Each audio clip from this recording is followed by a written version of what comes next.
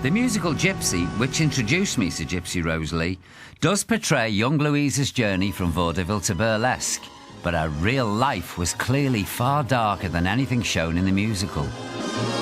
You can pull. This number, You've Got to Get a Gimmick, depicts Louisa's first taste of burlesque. No prostitutes, no drug addicts, just Miss Mazeppa, the bugle-blowing stripper. You want to get up. You can see in her eyes a little glimmer of, I'll have a bit of this. That's exactly what happened to me. Why didn't I watch a programme about a vet instead? I'll be sat in the back of a cab watching strippers today. Go on, girl. You can sacrifice your sacro, working in the back row. The musical may not reflect Gypsy's reality, but as a piece of theatre, it's glorious. You can sacrifice your sacro. I mean, that's your sacroiliac. Is it a sacroiliac or sacrophiliac, or is that where they bury mummies? Oh, I don't know. I'm getting into deep waters here. Anyway, as I was saying before I digressed, you can sacrifice your sacro, working in a back row, bumping a dump till you're dead, but you gotta have a gimmick if you want to get ahead. Anyone who writes lyrics like that, and especially if you want to bump it with a trumpet, is all right in my books, believe you me. Thank you. Now, when I found out I was coming on this trip, I sent a letter to the chap who wrote those words, never expecting in a million years that he'd agree to see me. But he has. So brace yourself, folks, you're about to meet a living legend. Hello, it's Paul O'Grady. I'm here to see Stephen Sondheim. Stephen Sondheim was just 29 when he penned the lyrics for the musical's original Broadway run. Fresh from his success on West Side Story, Stephen was an obvious choice for the creative team being assembled by Gypsy's writer, Arthur Lawrence. Thank you for doing this, sure by the way. Of course, of course. Aren't you beautiful? Oh, that's Willie. Yeah, good boy, aren't you? That's so good.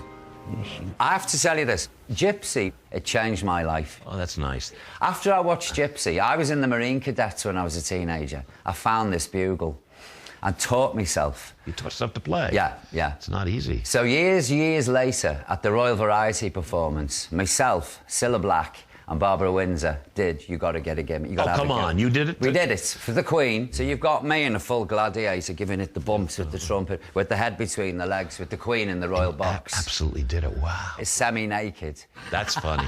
That's funny, that's funny. But it always kills, that song. Whoever does it, it always kills. It always goes well.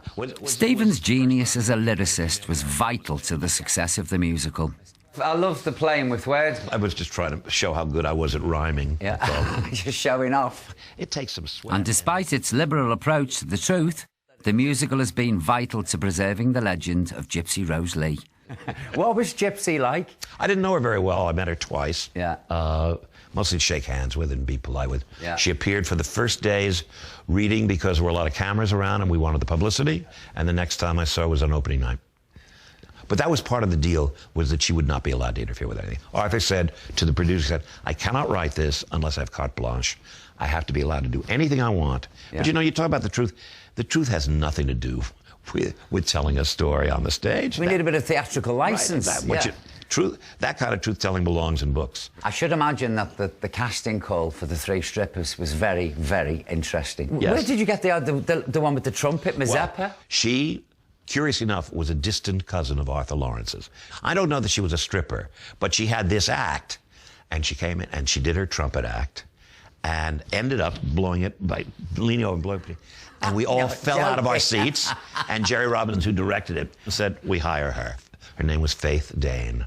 But what a peculiar act, don't you think? Sure, but she had a gimmick. Exactly. If you've got to be different from all the other strippers. Sure, of course. Yeah. What do you think of Gypsy now today? Are you proud of it? It's certainly one of the best musicals. And I say that with no immodesty, because it has an energy to it, because it's got these absolutely wonderful characters who drive the thing. You know, we're doing it in London next year. Now, if you're looking for a Mazeppa, by any chance... Well, don't think I wasn't going to suggest that. I'm available, sir. Okay. I'm waiting. I'm waiting. Trumpet in hand, polished. Okay, Mr. Tassels ready to spin. I'm your man, Mr. Sondheim. Okay. I'm waiting.